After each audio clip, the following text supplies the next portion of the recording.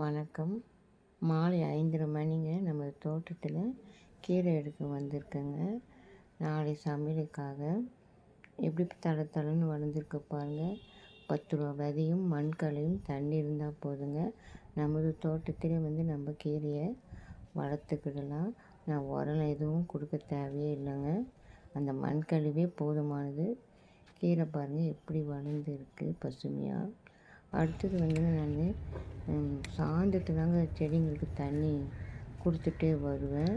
தண்ணி கீழே போகிற வரையிலும் நான் தண்ணி ஊற்றிட்டு வருவேங்க. ஏன்னா மறுநாள் காலையில் செடிங்கெல்லாம் பார்க்கும்போது ரொம்ப பசுமையாக இருக்குங்க. தக்காளி இருக்குங்க. மூக்கு தவிர மணி 5:30 மணி பாருங்கள், பூத்துருக்கு பூலாம். 1 2 லெமன் இருக்குங்க. நாளை சமையலுக்கு நமக்கு போதுங்க.